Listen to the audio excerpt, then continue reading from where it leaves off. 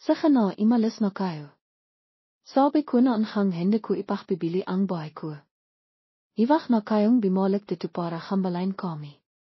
Ipinahayag ni Mang pa ang kanayang pakayamot ng milang dumating ang katawan kung panayang real estate natin yaira para hambalain siya.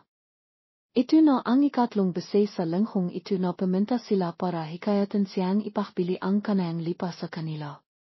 Sa kanuanghan, ang katilong pangkalatang direktor, ang personal na nakipag-isap kay Mangpa, hiwak ka ng mahmatikas. Lahat ng mga residente sa paligid dito ay pimayak ng ipakbili ang kanilang lipa at nakahanda ng limipat.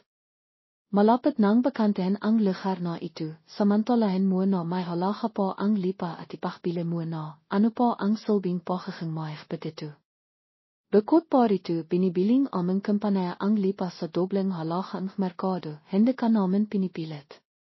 Ang lipang ito ay napakalaga sa aking pamilya. 3 henerasyon na kaming nakatira dito, kaya kahit makbayad po kayo ng mas malaki, hindi ko ito ipakbibili. Isa pa, wala po akong naririnig mula sa konsung barangay tungkol sa pakbakante, kaya hindi ako alis dito.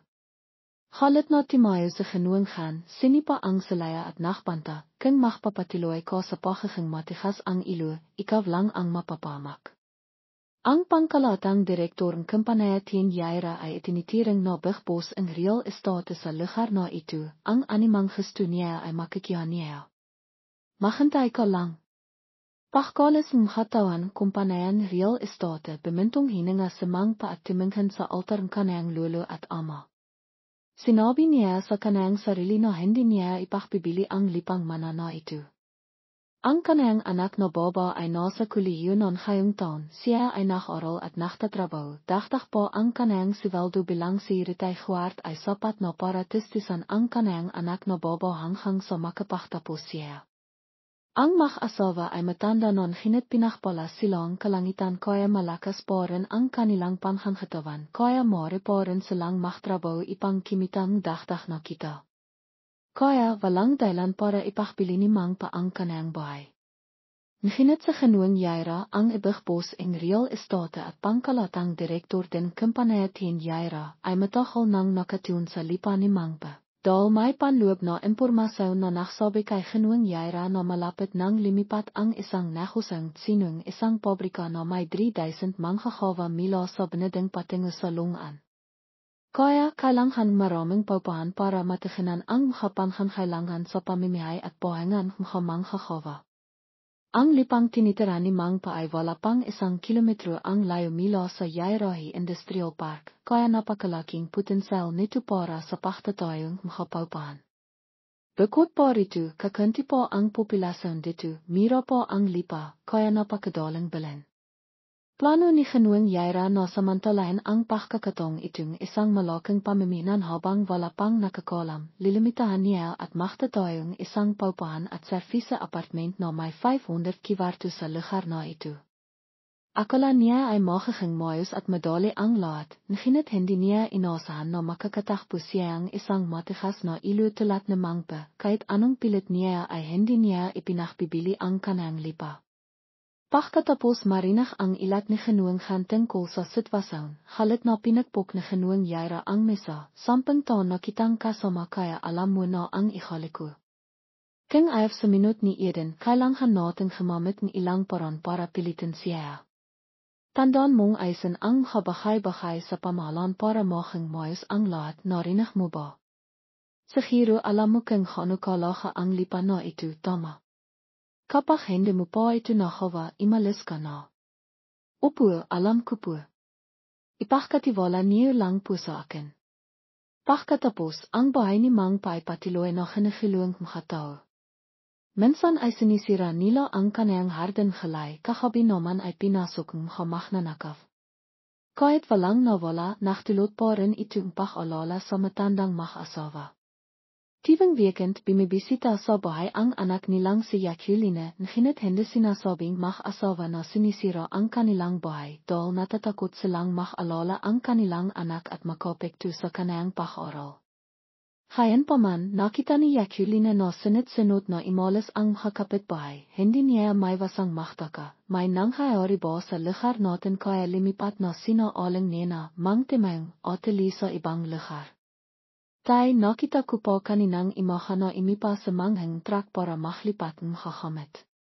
Kaya tayo na lang ang natitirang nakatira sa lugar na ito. Wala nang kapitbahay sa paligid pero na lang bakanting sakan. May nangyayari ba bakit hindi niyo sinasabi sa akin? Sumagot sa mang pasakanang anak sa isang casual na paraan. May isang kumpanayang real estate na tinyaira na bimibiling lipa dito sa mataas na presyo kaya ipinakbili na nila ang kanilang lipa at imalis. Iwag mo na lang pansinin kapag imalis ang isang tao, may darating din na iba, kaya iwag ka nang maalala. Nakalalang tanong ni Jacqueline sa kanyang ama, pero tayo na lang ang natitirang nakatira dito ngayon. Matanda na kayo, kung may mga sa hobby, ano ang kakawin ko? Karaniwan ang kapitbahay ay nakadalian sa oras ng panghangailangan, nakaral ako sa malayo, kung may mga sa inayo, may makapensan at tiyan na tutulong, pero ngayon wala na akong kasama sa paligid, nakalala ako. Bakit hindi mo na lang din ipakbili ang bahay, tay? Halit na pinagpok ni Mang pa ang mesa at pinahalitan ang kanayang anak, ito ang lipa na iniwan niyang lolo at lola, ito ang lugar kung saan ka isinilang at limaki. Nak-aral ka lang kanti sa lengsot na kalimitan mo na ang iyong pinakmilan, hindi ba? Alam ni Jacqueline na nakamali siya kaya niyakap niya ang brasong kanayang ama at pinakama siya, pamanan, tay, wala akong ibig sabihin. Nakalala lang ako sa inayo kaya ko nasabihin. Nakita ni Aling Eunice na hindi mahanda at tinsaynado ang kapaligiran kaya sumingit siya, hayan mo na ang iyong ama na makpasaya tungkol sa isapang bahay. Malakas pa kami kaya alam namin kung paano alahan ang aming sarili. Iwag kang makalala.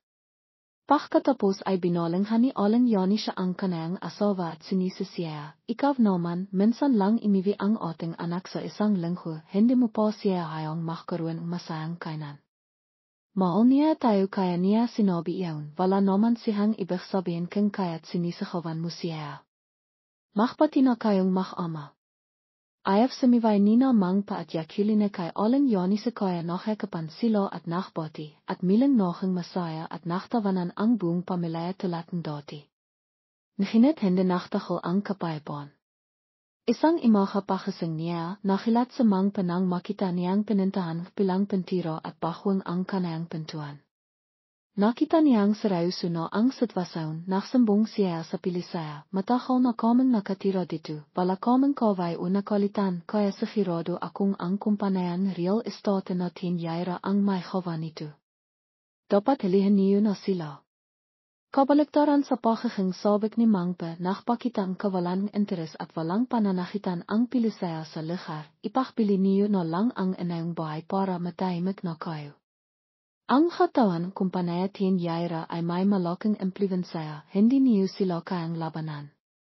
Halit na simahaf sa Mangpa, kaya ba kinikonsinti niyo ang mga kriminal at hinayaan niyo silang apihin ang mahirap. Wala akong mahawa kaya ako nagsambong sa pilisaya. Kung alam niyo na ang real estate ang may hawa nito, bakit hindi niyo sila halihin? Way, pinakbibahan kita dal matanda ka na. Subikan mo pang mahmira at orestiin kita dal sa pahambola sa kaisan. Ngayon imiwi ka na at pantayan mo ang iyong bahay para hindi na nila sirain. Sinibikan po sanang makipaktalo sa Mang panhinit mabilis siyang pinakilan ni Aling Eunice at hinila ang kanayang asawa. Alam niyang wala silang kapangyarihan at impluwensya, kaya hindi nila kayang labanan ang may kapangyarihan. Pagkatapos ng ilang araw na katahimikan, may mkataw miling ng halo at sinira ang hatibong tibak na noking saning pakbawa sa sementong patayo at pimasok sa bahay. Wala sa mang eden sa bahay dahil naktatrabaho siya, biti na lang at nakaiwi si Aling Eunice para manangalian kaya niya nakita. Natakot si Aling Eunice na malaman kanayang asawa ang tungkol dito at magsambong sa pilisaya, na hantong sa isang hindi kinakailangang paktatalo, kaya lihim siyang timawakang tibero para ayusin ito. Ngunit hindi niya alam na ito ay isang planong isinagawa. Ang tubero ay isang taong ipinasok ng kumpanya tin Yaira, isang lalaki na lihim na pimasok sa bahay habang hindi nakatingin si Aling Eunice, binuksan niya ang haspipa at timakas.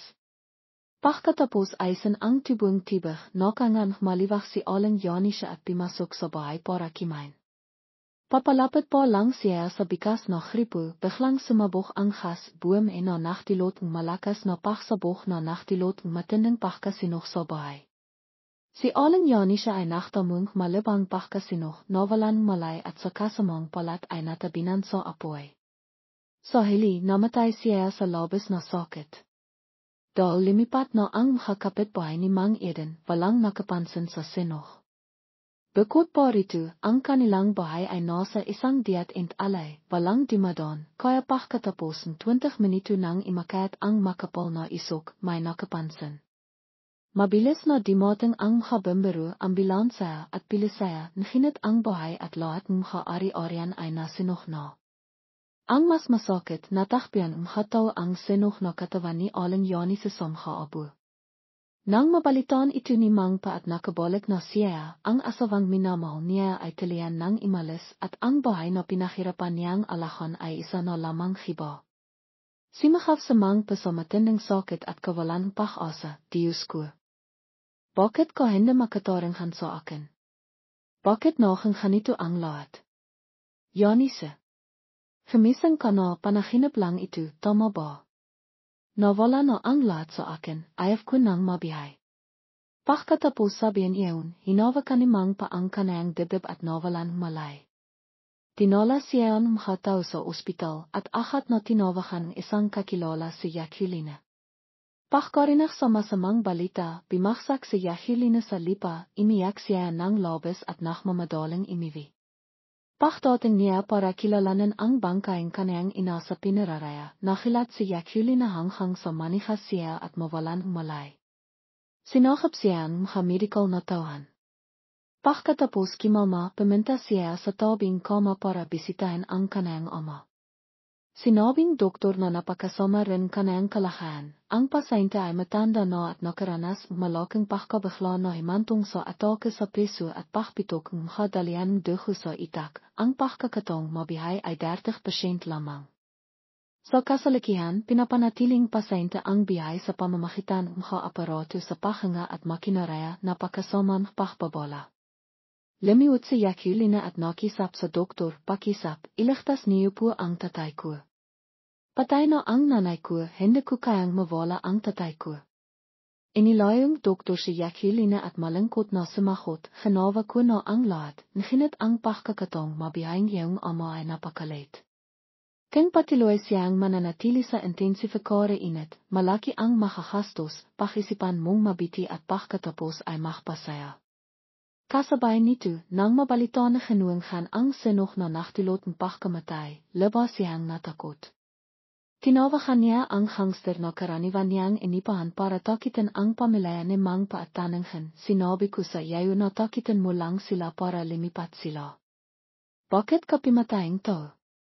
Nakilat ang hangster at nachtanong, ano ba ang sinasabi mo? Sino ang pimatay? Hindi ko kayang humawang hanuang bahay. Tungkol saan ba ang sinasabi mo? Tungkol sa pamilya na inipahan kita para pintahan at makpanghap na magnanakaw. Nasinok na kayong tanghali patay ang asawa, dinala sa ospital ang asawa. Kung hindi ka, sino pa? Natakot ang hangster at itinanggi ito, wala akong alam. Pagsinok na nachtidilot ng kamatayan ay parang sentensya ang kamatayan. Mayroon akong asawa at mga anak, kaya hindi ako maklalakas loob na isakal ang aking bihay. Isa lamang akong debt collector, kaya hindi ko kayang pimatay. Bayaran mo na akong buong bayad, natatakot akong magsakawang imbestigasyon ang pilis, kung kayon makikang problema. Mabilis na makpadalan para makatakas ako kahat, hiwak mo na akong tawakan. Nang marinig ni Genuinghan ang sinabing hangster, naisip niya na hindi siya ang may gawa nito, kaya isang tao lamang ang may kakayang humawang Genuing kalipitan sa Genuing Yaira. Noon pa man para makya ang lipang gesto niya, hindi imaiwas sa Genuing Yaira sa animang paraan, nakakaya napakaraming kanayang tawan. Nginet hendinia inasahan na sa pagkakatong ito ay kakawasiyang napakasamang desisyon na pimatay. Naisip ni genuing gaan, siguro hindi na ako pinakakatiwalaan ni genuing jaira kaya binigyan niyang trabaho ang maraming tao. Kinabikasan pagdating ni genuing gaan sa kumpanaya, nakita niya si Jaifie na napromote sa posisyon head of department. Matagal nang may hindi pagkakasundusin na genuing gaan at Jaifie kaya hindi nila gusto ang isa't isa. Pagkakita kay genuing gaan, agad na pinataman ni Jaifie, nakita mo ba? Semilan ngayon mas mataas ang posisyon ko sa iyo kaya kailangan mong makinig sa akin, alam mo ba? Nakita niyang dimiretso sa loob sa genuing gaan na walang sinasabi, kaya patuloy na inidaog ni Jaifie, alam mo ba kung bakit ako mabilis na promote? Dahil kini ako ang iyong tungkilan kaya naktiwala sa akin ang boss. Makang malapit ka ng polisan sa kumpanaya. Hindi napigilan ni genuing gaan ang kanayang sarili at nilapitan niya si Jaifie at hinawakan ang kulayo nito, ikaw pala ang may gawa nito. Napakalipit mo. Alam mo bang kailangan mong magbayad para sa biyayang isang tao? Nagimisi si Jaifie, tungkol ba ito sa bahay sa Gold Area na nasinog na nachtiloteng pagkamatayang asawa. Aksidente lang ito dahil sa pagsabog ng gas. Kung magsasalita kang walang kabilihan, idedemanda kita. Binitawan ni genuing gaan ang kulayo at itinilak si Jaifie na naging dahilan ipang siya ay matimba sa lipa. Pagkatapos ay nakalit siyang pimasok sa opisinang General Director at tinanong siya, ang kasong pagbiling bahay ni Mang Pa ay ibinigay mo kay Jaifie, tama ba? Hindi mo ako pinakakatiwalaan. Malinaw na ibinigay mo ito sa akin kanina. Gemisi sa genuing jaira, alam mo ang ikaliku, gusto ko ang mabilis at madali. Naghintay akong masyadong matagal kaya ibinigay ko ito kay Jaifie. Matanda ka na gaan. Ang lahat ay mabahal at kilang sa pagpapasaya, hindi kasing bilis makabotan ngayon. Nakalala sa genuing gaan at nagtanong, pero alam mo bang nachtilot ng malaking gelo si Jaifie? Pimatay siyang tao, alam mo? Ba? Hindi ako nagmamalasakit sa proseso ng iyong trabaho, ngunit nagmamalasakit lamang sa haling resulta. Kung ano ang ginagawa niya, pabayaan mo siya, basta't ang aksyon ay malinis at walang iniwan na animang bayad. Tungkol sa pilisaya, binabayaran ko sila ng malaking halaga bawat biwan kaya magpahinga ko.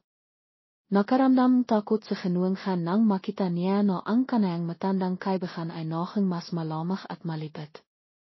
25 taon na ang nakalilipas, pareho silang nagtrabaho bilang makakargador sa Danhan Saigon. Ang bihay ay mahirap at mahirap, ngunit palagi silang nagtutulungan. Mas matanda sa genuing jaira kay genuing gaan 5 taon, kaya siya ay mas matira at palaging pinoprotektahan siya bilang kanayang nakababatang kapatid. Pagkatapos ng 5 taon, nagtanggal mga empleyado ang kumpanaya, bumalik silang dalawa sa kanilang kabayan ipang maksimilang isang negosyo at nawalan komunikasyon hanggang 10 taon na ang nakalilipas. Sa isang pagkakataon, dinala ni genuing jaira ang kanayang pamilya sa natrang para magpakasyon at hindi sinasadyang nakita sa genuing gaan. Sa panahong yun, mapalat na nakatanggap sa genuing jairang kapital mula sa pamilyang kanayang asawa ipang maksimilang isang negosyo, kaya nagsimula siyang magbikas ng isang real estate kumpanya. Sa taong yun, tumataas ang real estate market sa Southern Region, nakahanap ng magandang pagkakataon sa genuing jaira at mabilis na imaman. Nakita na genuing jaira na mahirap pa rin ang biyayang kanayang kaibigan kaya inanayaan niya sa genuing gaan na magtrabaho para sa kanaya. Sa genuing gaan ay hindi sapat ang pahiling isda sa kanayang bayan para suportahan ang kanayang asawa at mga anak kaya nagpasaya siyang sumunod kay genuing jaira para magnegosyo. Halos 10 taon na ang lumipas, mula sa isang maliit na kumpanaya, silang dalawa ay nagtilinghan ipang itayo ang malaking kumpanaya na Tianlong. Gayunpaman, dahil walang diploma sa genuing gaan, gusto lamang niyang magtrabaho bilang isang katulong para kay genuing jaira at hindi gusto ang isang posisyon. Kaya hindi siya himawak ang posisyon direktor o pininong departamento kahit na mas karapat-dapat siya kaysa sa mga batang empleyado. Halit na sinabi ni genuing gaan kay genuing jaira. Nakbago ka na. Binago na ang pera at katayan ang iyong pagkatao. Gemise se genoong jaira, anu ba ang sinasabi mo. Sino ba ang hindi gusto ang pero at katanehan? Ken walang ambisayon, paano ko makakamit ang narating kun ngayon? Iwag mong kalimitan, kung hindi dahil sa akin, ikaw ay isang mahirap na manggangasta na nabibihay sa araw-araw. Kahit na hindi mo nahawa ang trabaho sa pagkakataong ito, dahil sa iyong paglilingkod sa akin sa loob ng 10 taon, papayagan kitang manatili. Kung may sasinot pa, iwag mo akong sisihin dahil sa pagiging walang awa.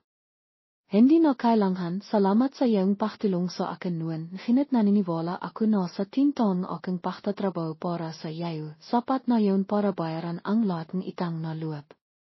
Hindi mo na kailangang polisin ako mismo ang magbibitaw. Pagkatapos sabihin iyon, imalis sa genoong gaan. Nakaramdam panginaang sa genoong jairan ngunit hindi na rin niya siya pinaghalandal, inisip niya na marami pang mas mahisay na tao kaysa kay genoong gaan sa paligid niyan ngayon. Ang kaopisina ni na genoong gaan at Jaifia ay makadikit lamang sa pamamagitan ng isang kaway na pinto, kaya habang nililigbit niya ang kanayang gagamit, hindi sinasadaya niyang marinig ang plano niya. Dahil nakaiko sa genoong gaan para kinan ang gagamit sa drawer at nakatago sa likod malaking halaman, hindi siya nakita ni Jaifia. Tinatawagan niya ang isang tao na may pagmamalaking ekspresyon. Tandaan mo, bantahan mo siya pagkalis niya sa opisinang notaryo, mahkan waring ninakawan siya, pagkatapos ay hayan ang isang truck na banghan siya hanggang sa mamatay siya.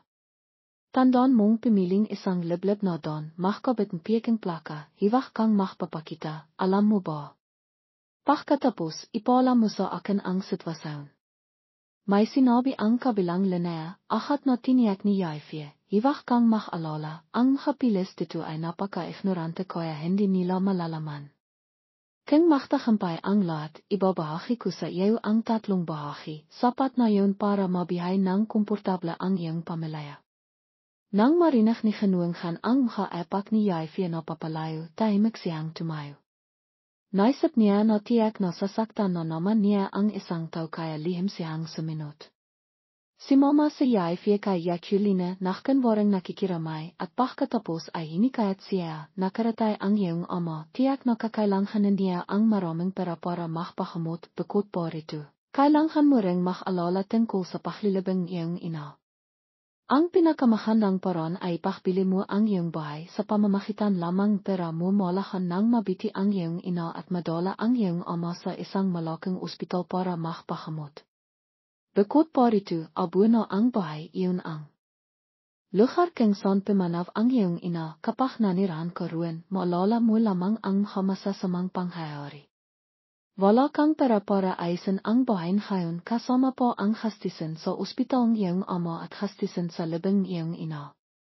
Labis na nasasaktan si Jacqueline, halo-halo ang kanayang isipan kaya hindi siya masyadong nakapag-isip. Ang sinabi ni Jaifia ay napakamakatwiran kaya pimayag siyang ipakbili ang bahay. Opo, ipakbibili ko ang bahay sa inayong kampanaya. Kailangan ko rin pera. Kung papayag akong ipakbili, kailan niyo ako mabibigyan ng pera? Tiwang-tiwa si Jaifia at sumagot, ngayong imaha, 15 ka sa opisinang notaryong Jairahi at mahawa natin ang papeles at ibibigay ko sa iyo ang buong pera, ngunit mayroon ka bang papeles ng bahay? Natatakot ako na nasinok ito sa pagsabog. Hiwag kang makalala, ang papeles ay nasa loob ng sofa kaya hindi ito nasinok, hawak ko ito. Bago imalis, miling pinalalahanan ni Jaifia sifen, tandaan mo, kailangan mong dumalo sa opisinang notaryo bikas 9:00 imaha, tandaan mong dalan ang lahat ng papeles. Sininda ni genoong gaan si Jaifia sa ospital at nakita siyang nakipagkita sa anak ni genoong pa, alam niyang tiyak na ang baba ang papatay niya. Ngunit hindi niya alam kung paano siya babalan. Kung lalabas siya, hindi siya patatawarin ni na Jaifia at genoong Jaira, bukod pa rito, binayaran na ni genoong Jaira ang pilis kaya hindi na siya makakapagsumbong sa pilis. Naisip ni genoong gaan, gayon pa man, malayo lamang sina genoong Eden at siya, hindi rin siya mabiting tao, kaya binalak niyang hiwag pansinin ang kaligtasan ng baba. Ngunit nakita niya ang kanayang kahabak-habak na kalagayan, kasing edad siyang kanayang anak na baba, kaya hindi niya kayang panurin siyang mamatay nang walang ginagawa. Habang nach alala ang konsensayane genoeng gaan sa pagitan mabiti at masama, timawag sa genoeng yaira at gustong imbitasya para sa isang hapinan bilang polam. Nakatibili sa genoeng gaan sa animang kaso 25 taon na ang pagkakaibigan, kaya hindi ito maaaring petilan ng medali. Kahit na nachtbago sa genoeng yaira ngayon at mas pinahalagaan ang parakay sa kailigan, itinitiring pa rin niya sa genoeng gaan bilang isang mabiting kapatid sa kanayang puso. Salamat sa 10 taon pagtatrabaho para kay genoeng yaira. Nakapag-ipon sa genoeng gaan sapat na kayamanan para sa kanayang asawa at siya na motivasay na makretiro sa kanayang bayan at hindi kailangang mag-alala tungkol sa natitirang bahaging kanilang bihay. Magkaibigang matanda ang nakita at nakikintihan, pagkatapos ay nakiniman hanggang sa hating gabi, hanggang sa tawagan sa mang yairang kanayang asawa para imiwi, kaya't natapos ang kanilang kasiyahan. Sa manghan ay imiwi sa kalahayang lasing at natilok kahat, nakalimitan ang panhanap na kinakarap ni Jacqueline. Kinabikasan, talatang plano ni Yaifie, dumating si Jacqueline sa opisinang notarayo kayang napakasunduan. Matapos isahawa ang transaksyon sa pagbebentang lipa, nakatanghap si Jacqueline mahigit $2,000 na pera. Sa inang pagkakataon na himawak ng ganitong kalaking halaga, hindi siya masaya, dahil ngayon ay wasak na ang kanayang pamilya, patay na ang kanayang ina, at ang kanayang ama ay nasa kritikal na kondisyon. Si Yaifie na natalo sa sakong mahigit $1,000 ay nakahanap ng pera kaya nang makita ang inosenteng biktima sa kanayang harapan para siyang nakahiling gintong itlog. Si Yaifie ay sadyang mapanlinlang at handang gumamit ng animang paraan para makamit ang kanayang gusto, kaya't mula sa isang maliit na empleyado sa marketing, mabilis siyang imakayat sa posisyon na kinalalahan niyan ngayon. Bago imalis si Jacqueline, sinadaya siyang tanong ni Yaifie, nalaman na bang pilisaya ang saning sinoh. Malungkot na sumagot si Jacqueline, upo kaninang imaha ay paminta ako sa estasyon pilisaya, sinabi nila na ang sinoh ay dahil sa pagtakas ng gas na naktilotong pagsabog. Sa hili, sinabing pilisaya na isa lamang itong aksidente kaya hindi na nila ito imbestigahan. Sinabi nila na maaari ko nang iwisinanay para ilibing. Emiko si Yaifie at ngimiti ng may pagmamalaki, pagkatapos ay ipinagpatuloy ang kanayang nakdadalamating ekspresyon, nakikiramay ako sa iyong pamilya Mili, alam kong may malapit na pinararaya, ituturo ko sa iyo ang don. Upo, balak ko rin sanang mahanap, pakisap, tiruan mo ako. Sadyang itiniro ni Yaifie kay Jacqueline ang isang liblib na don kung saan pawang hapalayan at palaisdon, kakanti ang dimadon, kaya't madaling humawang krimen. Walang pag-alinlangan si Jacqueline at sumunod sa direksyon ni Yaifie. Sa puntong ito lamang nakising sa manghan mila sa isang habang pagkalasing, masakit ang kanayang iludol pero matapang na alak ang ipinainom sa kanaya ni Mang Yaira noong nakarang gabi. Matapos makilamos at maksipilayo para mahimasmasan, nalala niya ang nangyari kay Jacqueline. Nalala niya na mahigit 1 taon na ang nakalipas ang pagkamatay ng kanayang anak na baba dahil sa leukemia ang naging dahilan ipang mabalib ang kanayang asawa. Kaya't matapos makisip ng mabiti, nakpasaya sa manghan na iligtas ang dalaga na hindi pa niya kilala ang pangalan. Nang makita niya na mahigit 11:00 ng tanghali, hindi niya alam kung abot pa siya. Madaling nakmaniw sa manghan papunta sa opisinang notaryo, nang makita niyang wala ng tao, alam niyang halina siya. Kayan pa man, hindi pa rin siya sumiko at nahanap sa paligid. Naalala niya ang sinabi ni Yaifie na kakawa siya ang krimen sa isang liblib na lugar, kaya't matapos ang ilang sekundong pag-isip, nakpasaya siyang makmaniw papunta sa palaisdon ng may konting pag-asa. Paglako niya, nakita niya ang isang truck na nakaparada hindi kalayan, may isang motorsiklong sira. Ang driver ng truck ay gumagamit ng koy para manghiyang kung ano sa ilalim tibag. Alam niyang nasa panhanap si Jacqueline, hindi niya alam kung bihay pa ito upatay na hinatiyak na hindi pa nakakamit ng lalaki ang kanayang layanan kaya hindi pa siya imalas. Mein gat na itinago ni mang gaan ang kanang sasakan som hapalimpong at nachtago sa isang malapit na kibo pagkatapos ay lihim niyang nirecord ang lahat para maging ebidensya at gumamit ng telepono para magpatinogang sirena ng pilis. Nagelat ang driver ng truck, akala niya ay dumating na ang pilisaya kaya't nagmadali siyang sumakay sa truck at timakas. Matapos imalis ang truck, nagmadaling pumunta sa manghan sa lugarang pinangharian para magmasid at nakita ang isang itim na bag na nakasabit sa ilalim ng tibag.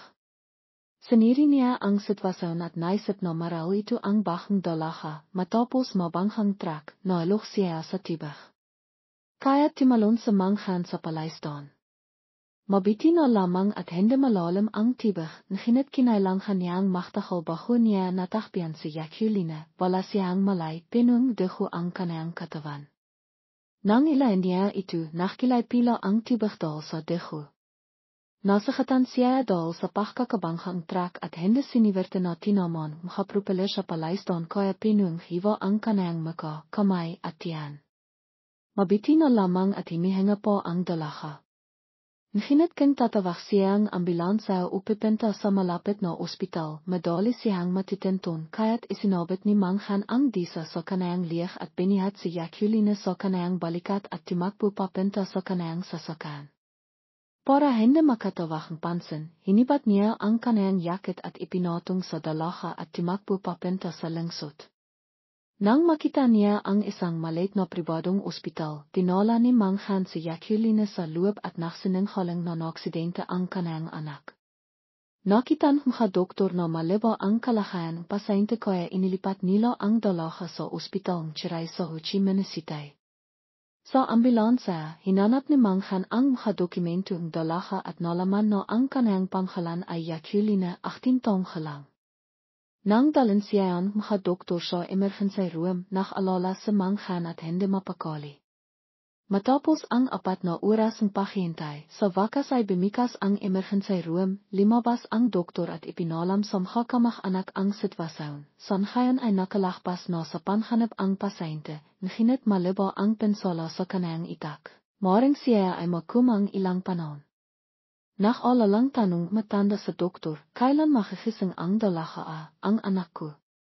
Sinabing doktor, pinakamabilis ay isang linggo, ngunit kung minsan ay maaaring makuma ang pasyenteng ilang biwan, depende sa kalagayan ng kalisihan ng bawat isa. Pagkagising, maaaring mawalan ng memorya ang pasyente, kaya kailangan mahanda ang mga kamag-anak para tulungan ang pasyente na mabilis na gumaling. Nagilat sa Manghan at hinawakan ng mahigpit ang manghas ng doktor, mawalan ng memorya. Ibig sabihin ba nito na makakalimutan ng dalaga hindi ng anak ko ang lahat ng nangyari sa kanya noon. Pasyenteng ipinaliwanag ng doktor kay Manghan, dahil nasakatan ang itak ng iyong anak, kaya naapektuhan ang kanyang short-term memory at medayo maliba ang sugat. Kaya malaki ang posibilidad na makalimutan niya ang lahat ng kanyang maalala noon. Ngunit iwag kang mag-alala kung ang pasyente ay gagamitin ayon sa tamang protokol ng ospital kasama ang kooperasyon ng mga kamag-anak, mabilis siyang gagaling. Paano ang peklat sa kanayang mukha, doktor? Bahagang simimangot ang doktor at sumagot, malalim ang hiwa kaya mag-iwan itong peklat. Kung may kakayan ang pamilya, dapat dalhin ang anak ninayo para magpopera, total baba ang pasyente at bata pa, mahaba pa ang kanayang bihay.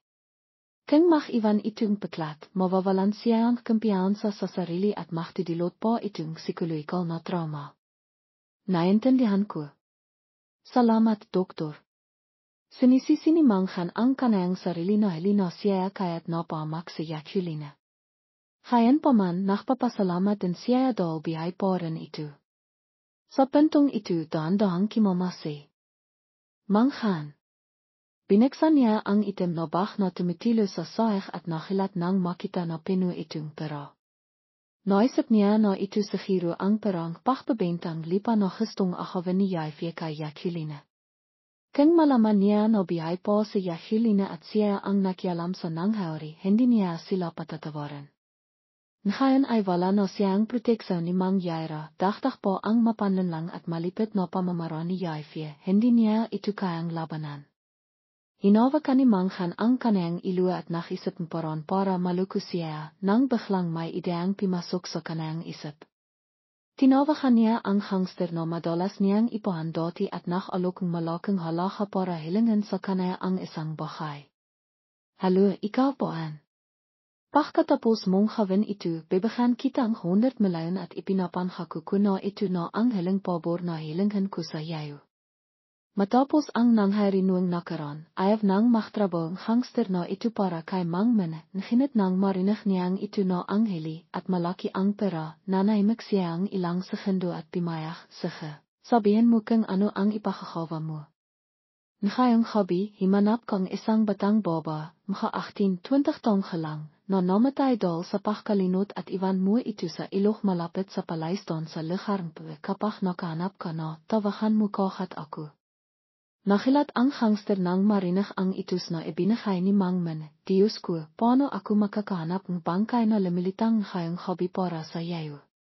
May binabalak ka na naman ba, hindi ko gagawin iyan. Nang makita ni Mang Han na nakdadalawang isip ang hangster, ipinadala niya sa kanya ang 50 milyon at itinaas ang premyo, kailangan ko ito kaagad. Kung magawa mo ito, bibigyan kitang 200 milyon. Ipinadala ko na sa iyo ang 50 milyon, tanda na hiwag magsalita sa siniman at hanapin ito ng palihim, naintindihan mo ba? Sa ganon ka, tutulungan kita sa hiling pagkakataon.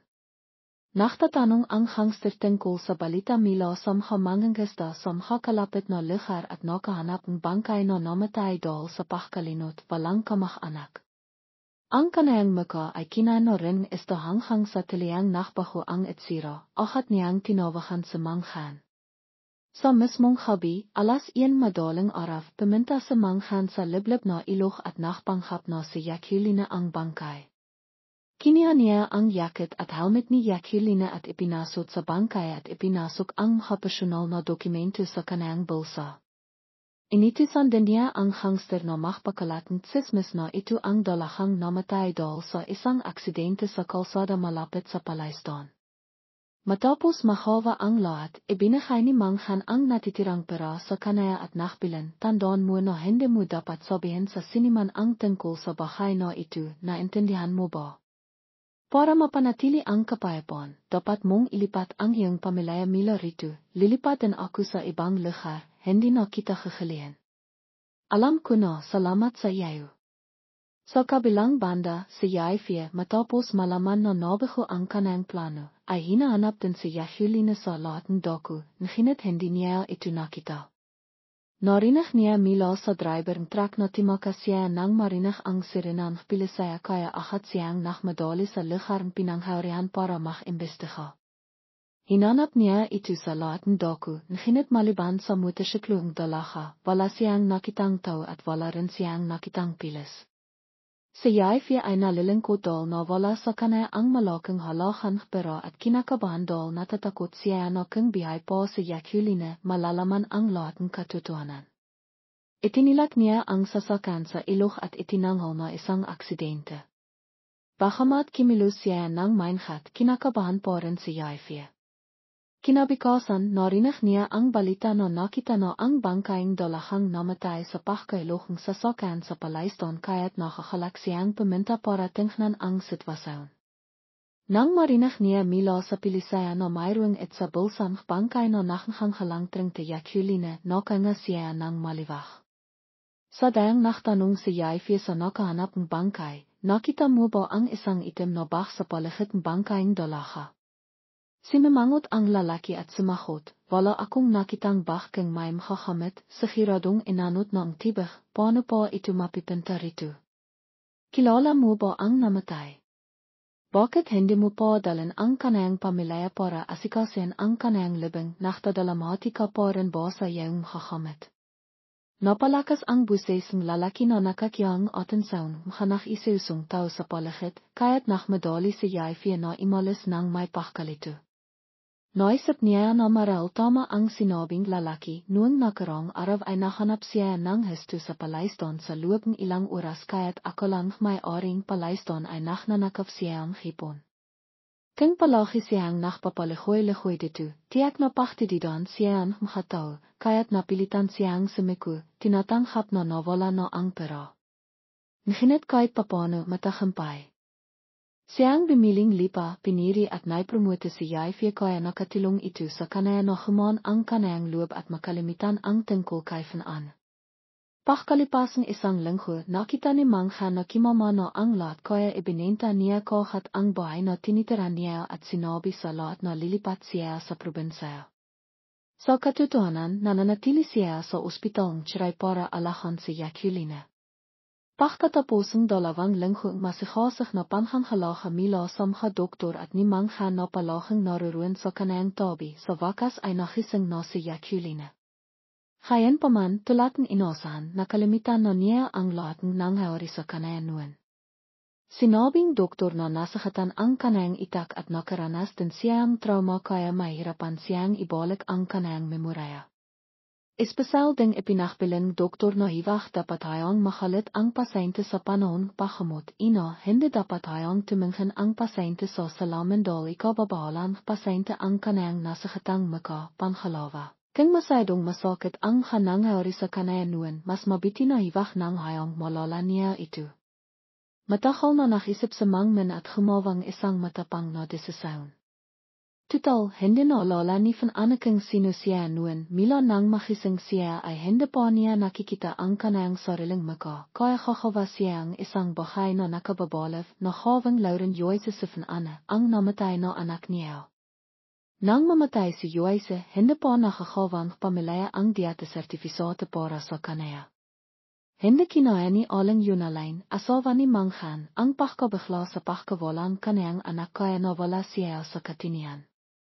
Sinasabi niya sa ibang tao na nakpapakamot ang kanayang anak sa sayhon. Dahil ayaw niyang makalit ang kanayang asawa, itinataho rin ni Mang Han sa lahat ang tungkol sa pagkamatay ni Joyce. Mila nang makasakit siya, dinala niya siya sa probinsya para maniran kasama ang kanayang kapatid para maglibang. Si Aling Yunalain ay may mga oras na malinaw at nalilito, kung minsan ay tinitirang niya ang kanayang ina na anak niya at kung minsan ay tinatawagan niya si Mang Han at tinatanong kung kailan iwi ang kanayang anak. Sa simula, sinabi ni Mang Han na patay na ang kanayang anak, akat na nabalib si Aling Yunalain, sinira ang makakamit at tumakbo palabas ng bahay para hanapin ang kanayang anak, bilang resulta. Nabangha siyang sasakan at nabalian binti at kinailangang lahan kast sa loob ng halos 2 buwan. Sinabing doktor na ang kanayang sakit ay dahil sa psikolohiya kaya hindi siya dapat makalit, kung hindi ay makakang pasyente siya sa mental hospital. Mahigit 1 taon na ang nakalipas, ngunit tila ang sakit ng pagkawalan kanayang anak ay napakalaki kaya't naninirahan pa rin si Aling Yunalain sa ilusyon at hindi matanghap ang malipit na katotohanan. Kaya't ito ang pinakamahisay na paraan para makiyo ang pinakamahisay sa makabilang panah, makakatilong ito kay Jacqueline na itaho ang kanayang pagkakakilanlan at sumilan ang isang bahong bihay, at makakatilong din kay Aling Yunalain na mapawi ang kanayang pananabik sa kanayang anak. Mabiti na lang at malay din ang panghanghatawan ni Jacqueline tulad ni Joyce at isa lamang ang akhwat ng edad nila kaya't kung babahian ang kanayang maka, hindi makakaroon masyadong malaking pagkakaiba.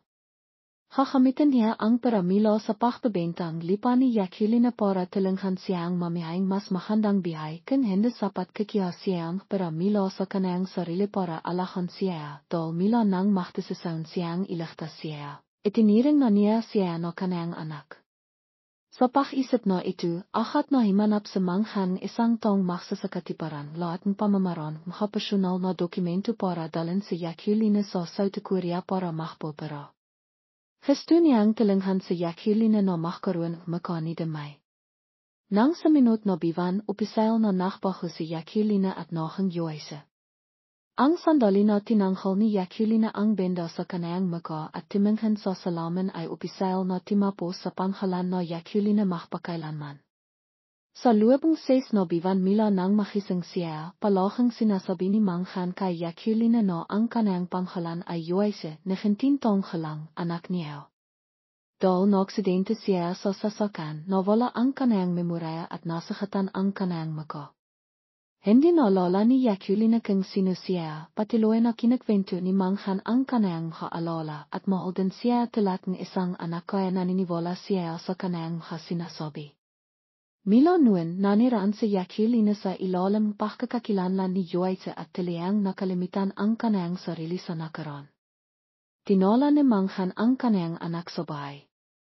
Sa sandaling nakita ang anak, nakakalak na imiyak si Aling Yunalain, mahal niya ang kanayang anak ng libos. Nang makasama ang kanayang anak, inti-intang nohang kalay rusas ang kanayang maka at nohang malinaw ang kanayang pakisip.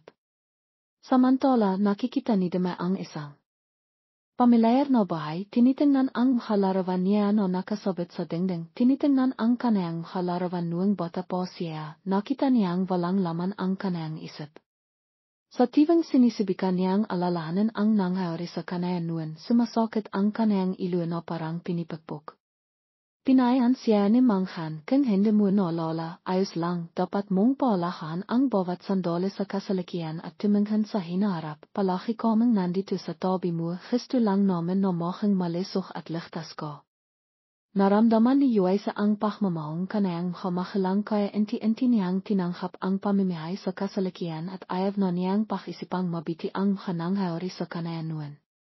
Pagkalipas ng isang taon, nakita ni Joyce na hanap na bumalik ang kanayang kalisahan. Gustong bimiyo ni Joyce ng isang hinarap kaya sinabi niya sa kanayang kamahalang, Nanay, tatay, 20 taong halang na akong hayon dahil sa pagkakasakit ko. Natakal ang aking paharong matahal na panahon. Ngayon, hinihiling ko po sa inayo na payahan ninayo akong makaaraw mili. Masayang sumang-ayon si Aling Yunalain, anong paralan ang gusto mong pakaralan, sasabihin mo lang sa amin, hanapan ka namin pinakamaysay na refif center para mili kang makapaktoking entran sa icham sa kuliheyo. Nakalangan si Joyce, hindi ko po balak makaaraw sa Vietnam. Dati akong dinala ni tatay sa Korea para makpopera kaya himahanga ako sa kanilang kasanayan. Gusto kong makaral tungkol sa teknolohiya sa pagpapahanda sa Korea at bumalik sa Vietnam para makbikas ng bautay klinik. Nakilat na tanong ni Aling Yunalain, dinala ka ni tatay sa Korea para makpopera. Bakit hindi ko alam ito? Hindi ba't nakpapakamot ka sa Saigon? Nakmadaling tinakpan ni manghan, noong panahong yaon, hindi ka malisok kaya hindi ko sinasabi sa iyo, nasabi ko sa iyo ang tungkol sa aksidente ni Bimikang sa nakiwan itong malaking peklat sa kanayang maka. At nabali rin ang kanayang pangakaya pinayan doktor na kailangan niyang makpopera. Matapos inti-intang bumalik ang kanayang makasikat, akat kong dinala ang bata sa South Korea para gamitin ang kanayang maka, kung hindi, paano makiking mahanda at maayos ang iyong anak na ngayon. Ay nakap ni Aling Yunalain ang kanayang anak na imiyak sa pagkadama, siguradong dimanas maraming sakit ang anak ko noon, kawawa ka naman.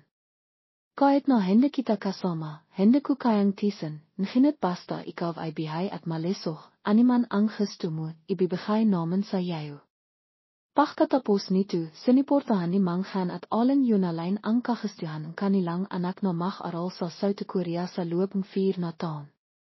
Nakita nila na masaya at malisok ang kanilang asawa at si Yakulina ay may baho, maliwanag at masayang bihay kaya't nakpasaya sa manghan na ibon ang nakaroon magpakailanman.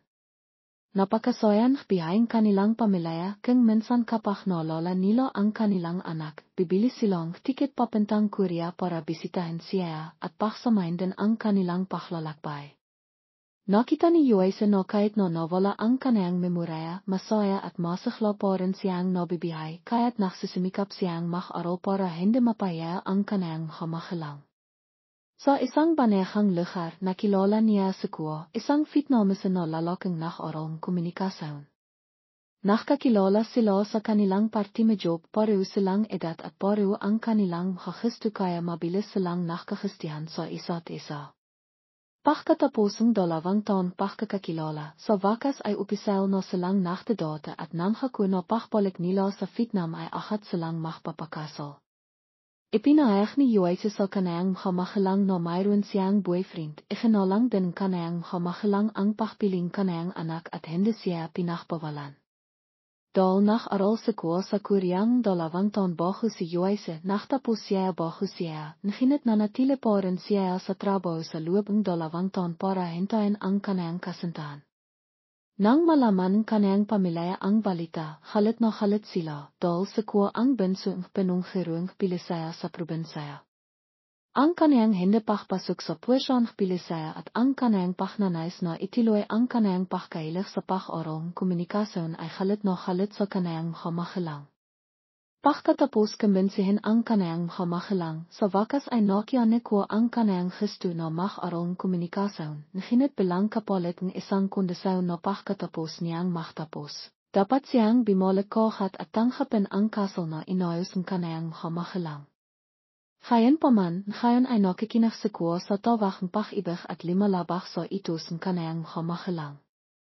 Hindi lamang siya hindi imiwikende nahanap din siya ang kasintahan at balak na pakasalan siya. Hindi pa rin alam ni Yuaise ang sitwasyon pamilya ni kwa kaya sabik na sabik siyang imiwi sa Vietnam para ipakilala sa kanayang pamilya. Sa wakas ay limipas ang mahabang 4 na taon. Nachtapos si Yuaise na may karanghalan at bumalik sa Vietnam kasama. Si kwa para biyain ang kanilang kinabikasan. Nang mahiwalay sila sa Tanson at airport, nakpalam si kwa sa kanayang kasintahan, hintayin mo akong ayusin ang sitwasyon pamilya at pipinta ako sa natrang para hanapin ko, hintayin mo akong ilang araw. Pakkawi ko sa bahay, maktikt ako sa iyo kohat. Nakpalam sa isa't isa ang makasintahan nang biglang may imila kay Yuaise at sinampal siya sa mukha. Isang babaeng nasa edad ang itiniro si Yuaise at nakalit, ikaw po ang nakidaog sa anak ko ha. Dahil sa iyo na natili ang anak ko sa kuryang karaktahang 2 taon. Hiwag mong isipin na dahil mayaman siya ay sinisibikan mo siyang dikitan, mayroon na siyang fiancé, makpapakasal sila sa katapisan ng taong ito. Nalilito si Yuaise at hindi maintindihan ang nangyayari nang marinig niyang naksalita si kwa. Inay, hiwag ninayong sabihan si Yuaiseng hanan, siya lang ang papakasalan ko. Kung pipilitin ninayo ako, alis ako sa bahay para mahang masaya kayo. Malabo na naunawa ni Yuaise ang lahat ng bahay, kaya ang baba ay ang ina ni kwa. Si kwa ay mayroon ng kasunduang kasal sa ibang tao at hindi siya tinanggap ng kanayang pamilya. Kaya sa nakalipas na 4 na taon, hindi niya sinabi sa kanaya ang katotohanan ngunit palagi siyang nakpapanghap na may masayang hinarap para sa kanilang dalawa. Hinawakan ni kwa ang kamay ni Yuaise at hinila siya palayo sa kanayang ina. Biglang binawi ni Yuaise ang kanayang kamay at tumakbo palayo. Kasabay nito, tinawakan ni Aling Yunalain ang kanayang anak, kinailangan niyang tumakbo sa banayo para makilamos para kimama. Nakalalang tanong ni Aling Yunalain sa kanayang anak, bumaba ka na ba sa aeroplano? Bakit hindi mo sinasagot ang hatawag ko sa iyo kanina? Nakalala ako. Nay, nasa banayo ako kaya hindi ko napansin ang aking telepono. Nandito na ako sa Tanson at airport, hiwag kang makalala, makatatlong oras at makakawin na ako. Nay, tandaan mong maklito ang hapinan para sa akin pakkawi ko. Nakakitom na ako sa leto mo. Masayang nakpalam si Yunalain sa kanayang anak at hindi nakalimitang makbilin na makinhat. Paglabas sa waiting area para sa susunod na vlucht pauwi sa natrang, nakita ni Yuaise si kwa na may kasamang baba. Tiwang-tiwa itong nakikipag-isap sa ina ni kwa. Nang makita ni kwa si Yuaise, agad siyang tumakbo papunta sa kanaya, hinawakan ng mahigpit ang kamayang nubaya at ipinaliwanag, hindi ko kilala ang babaeng an, siya ang taong ipinipilit ng hamakilang ko na pakasalan ko. Pero sumisimpa ako na ikaw lang ang mamahalin at papakasalan ko habang bihay. Balak kong imiwi para kumbinsihin ang hamakilang ko bago ko sabihin sa iyo ang lahat. Hindi ko akalain na dadalhin siya ni nanay para sundayin akong ngayon. Wala akong alam dito, patawarin mo ako sa makakinawang nanay ko. Hindi pa nakapagsasalita si Yuaise nang habilin silang babaeng kasama ni kwa at mayabang na nakpakilala. Halo, ako si Lia, ang fiancé ni kwa. Alam kong nuwang nakisa si kwa sa Korea, kilang siya sa pagmamahal kaya kanya minahal, pero ngayong nakabalik na kami sa Vietnam, dapat bumalik ang lahat sa ayos. Sana alam mo ang limitasan mo, ang mataas na lipat ay may katimbas na sakit na pakbaksak, edukado ka naman kaya sana maintindihan mo ang sinasabi ko. Halit na binalinghan ni ko si Leo at sinagawan, sino ka para kausapin ang girlfriend ko ng hanayan. Hindi kita papakasalan, kung gusto mong magpakarespetado, ikaw na mismo ang magkansel ng ingegemeend, si Joyce lang ang mamahalin at papakasalan ko.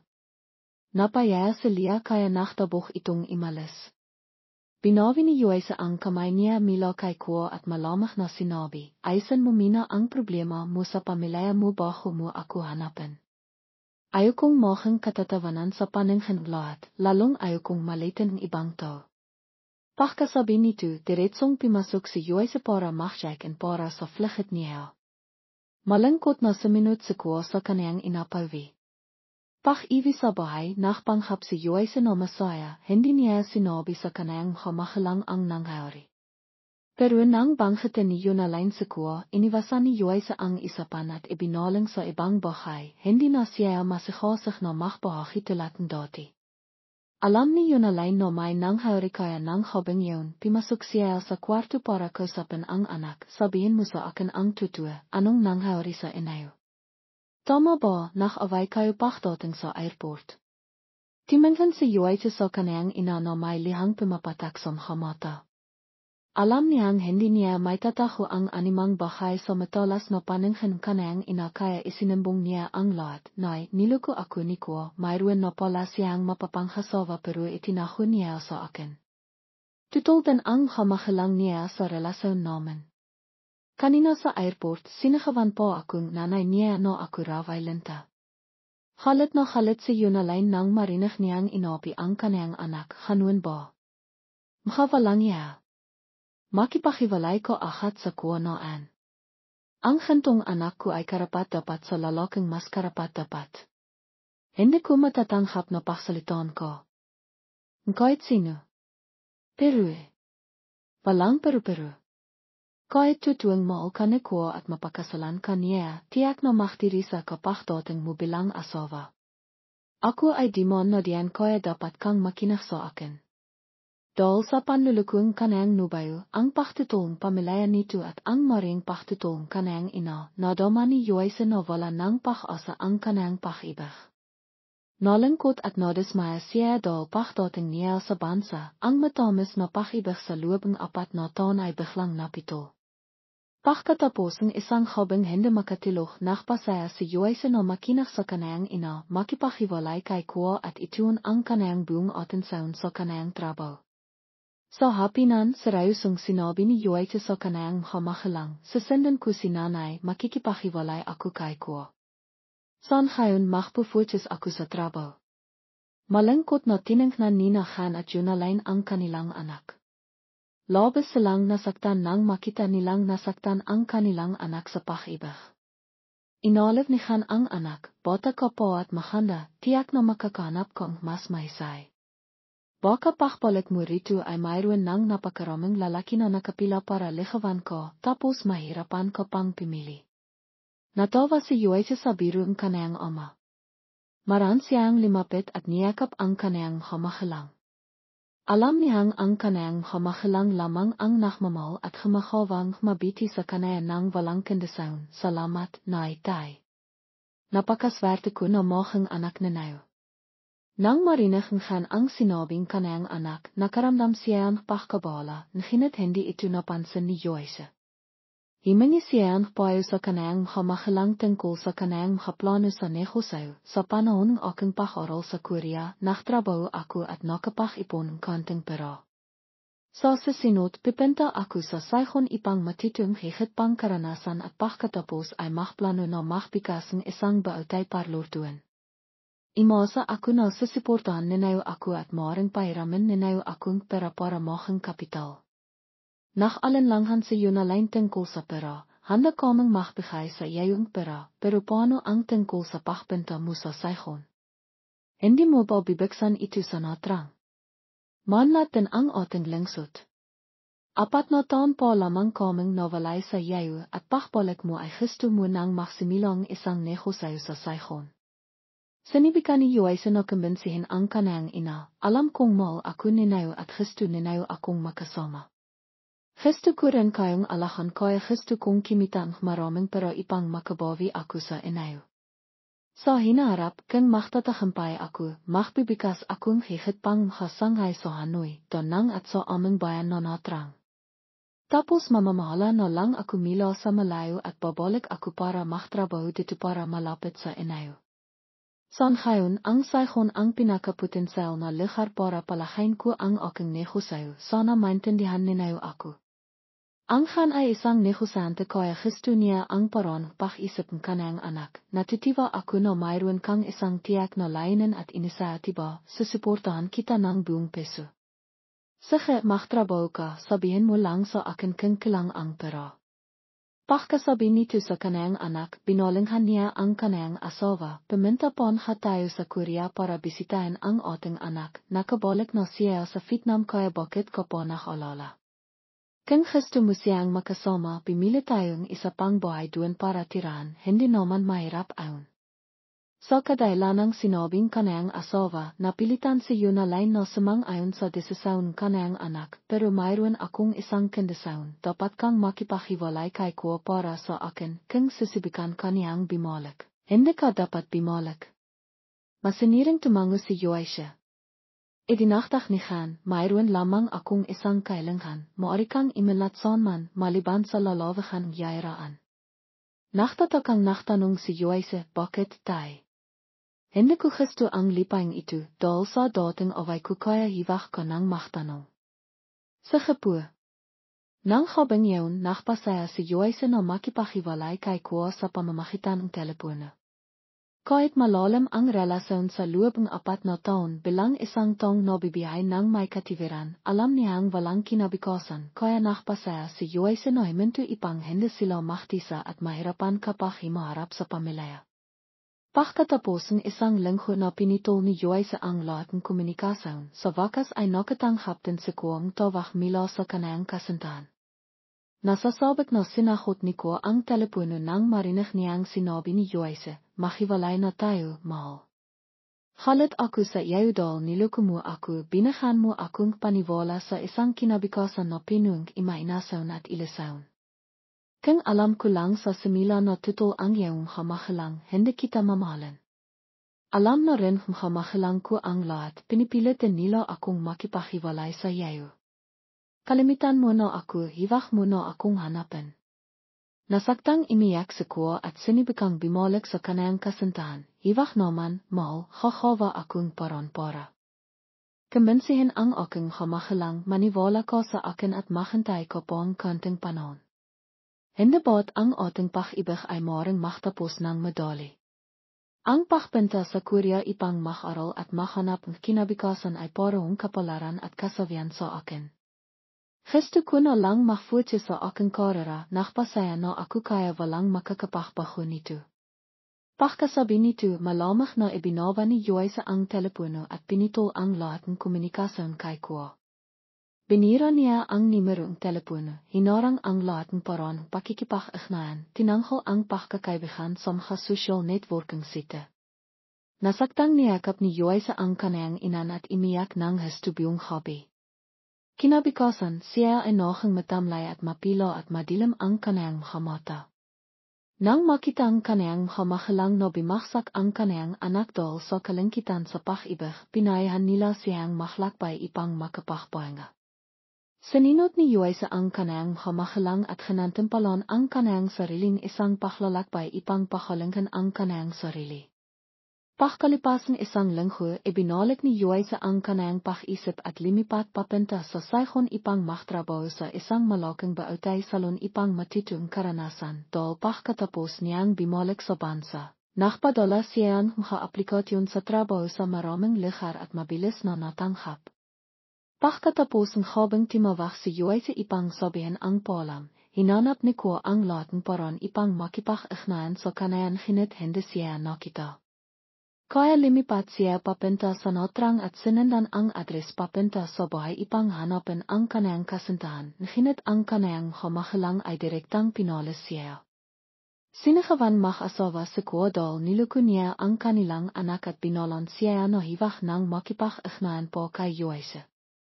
Nabegong imalis se kua at imalis sa bahay ipang makipagsapalaran sa saygon ipang maminan sa isang kampanayan media kasama ang kanayang kaibigan. Ang kapalaran ay himantong sa kung anukang ang tanghapan ni kua ay malapit sa bautay salon kung sa naktatrabaho si Joyce. Habang kimakan tanghalian, ang dalawa ay hindi sinasadayang naktakbo sa gitna ng masiglang saygon.